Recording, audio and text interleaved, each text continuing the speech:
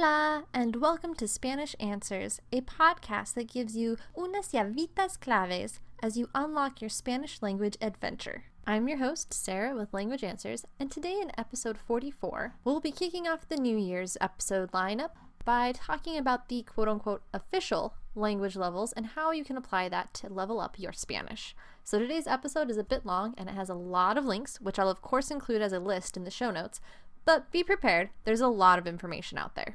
We'll also talk about a cultural tip regarding a new song that I just discovered and which I absolutely love.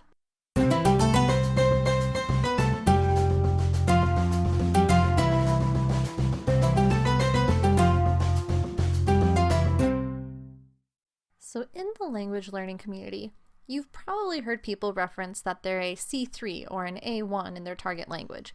What they're talking about is what level they're at in whichever language they're trying to learn. Sometimes people will even be super specific and go so far as to say what levels they're at in their reading, in their writing, in their speaking, and in their listening skills.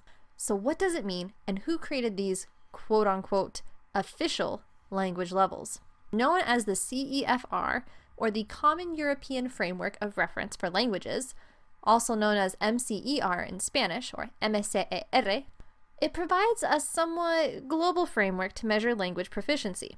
It looks at how well someone understands their target language through reading and listening, how well they can speak it through interaction and by creating sentences on their own, and how well they can write it. So taking all of these measurements into account, someone's mastery of a foreign language will fall into three main categories.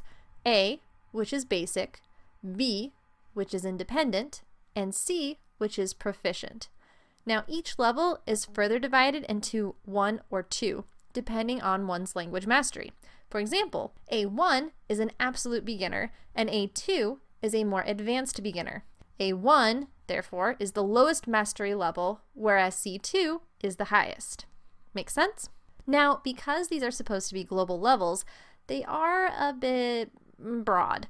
They're rather more like a blanket statement applied to all languages. So this is still really helpful, but when you're focusing on one specific language, aka Spanish, they're a little too broad for assessing your skills. And that's where reference level descriptions, or LEDs, come in. Instead of being based on generalities, these determine the actual levels of a specific language based on grammar, vocab, etc. And they're developed by national teams rather than the Council of Europe.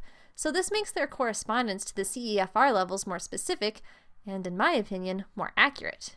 The Cervantes Institute, or rather the Instituto Cervantes, developed the RLDs for Spanish. And if you're curious, yes, there is a team that created one for English.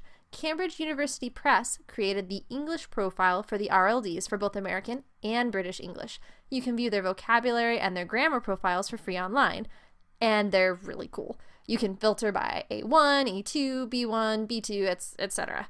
They also produced a really helpful English profile information booklet. I've included links to both version 1.0 and version 1.1, and these give some really cool information regarding the different CEFR levels.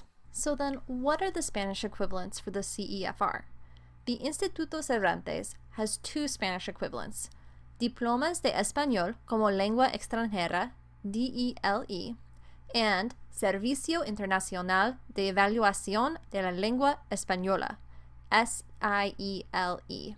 Now, I don't know if this is how you officially say them, but I like to call them DELE and CIELE. Now, the DELE is a handwritten exam that anyone can take for any type of Spanish: Mexican, Chilean, Castilian, etc. The best part? Your certification doesn't expire. The CIELE is very similar to the DELE, except it is taken online, though you can take different modules that focus on a few aspects, like reading and listening comprehension or reading and writing comprehension, and you have to renew your certification every 5 years. But both of these certifications are recognized internationally. If you want more information on the DELE or the CIELE, as well as links to free resources to prepare for taking the exams, visit Fluent U's great article on multiple language equivalents to the CEFR and study resources. So let's talk about leveling up your Spanish. Whether you're planning to take an exam for work, to study abroad, or just for your personal edification, you probably want to figure out which CEFR level you are currently at. No problem. For a handy, if a bit wordy, reference guide, check out the self-assessment table put together by the Council of Europe. I've also included links to the Spanish version, as well as a place where you can get other translations, because who doesn't love other translations? Come on.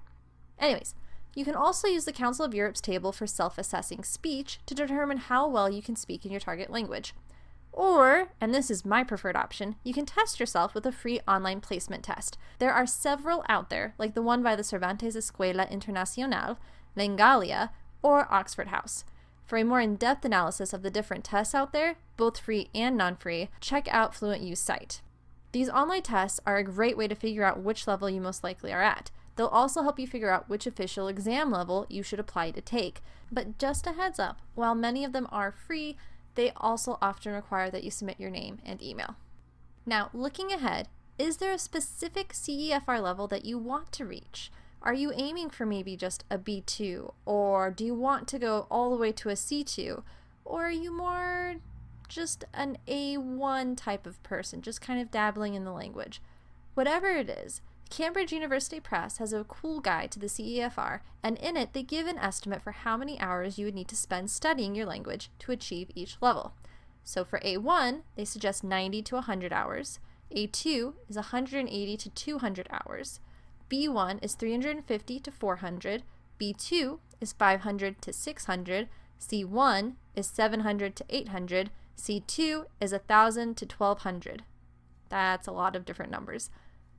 This is, of course, from a global perspective, so keep in mind that depending on your native language, learning a foreign language may take more or less time. For example, the Foreign Language Institute divides languages into 4 categories based on how hard they will be for an English speaker to learn, and about how long it will take to reach what they call a, quote, professional working proficiency, unquote.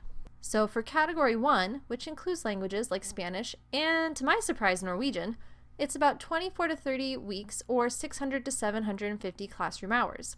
In Category 2, you've got languages like Swahili or German, and that's 36 weeks or about 900 classroom hours. Category 3 includes Czech or Farsi, and that's 44 weeks or 1,100 classroom hours. And finally, Category 4, which would be languages like Mandarin, Chinese, or Arabic. It'll be about 88 weeks or 2,200 classroom hours.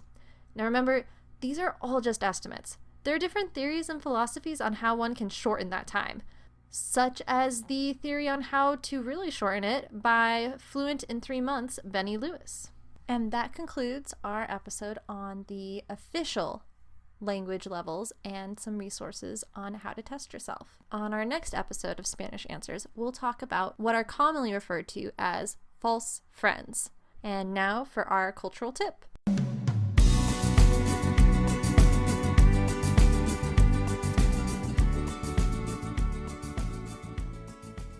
Because this has been such a long episode, I decided to do a brief cultural tip rather than focusing on a specific country. So today's cultural tip highlights a new song. Did you know that Carrie Underwood and David Bisbal have done a song together? I know. I couldn't believe it either. With Underwood being an iconic country singer, a style of music that's really specific to America, and David Bisbal being an international pop star from Spain, these two come together in the song Tears of Gold in a fantastic fusion of English and Spanish. I've included a link to the song on my show notes. It's a link that goes to a YouTube video that also has lyrics. It's awesome. Seriously, send me your thoughts on it. Did you love it? Did you hate it? Did you care not one iota for it, one way or the other? Send me your thoughts. I'd love to hear what you thought about this song.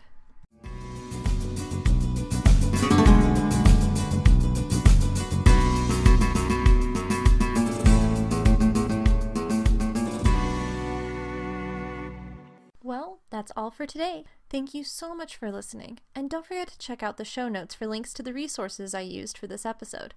If you would prefer to read an approximate transcription of today's episode, you can also visit the episode's blog. I would love to help you on your Spanish journey, so if you have any questions about Spanish culture or grammar, or if you need a personal tutor or language consultant for your business, you can reach me at contact@languageanswers.com or visit my website for more information at www.languageanswers.com. Remember, Learning a language is a lifelong journey. Aprovéchalo, disfrútalo y compártelo. See you in 2 weeks. Hasta luego!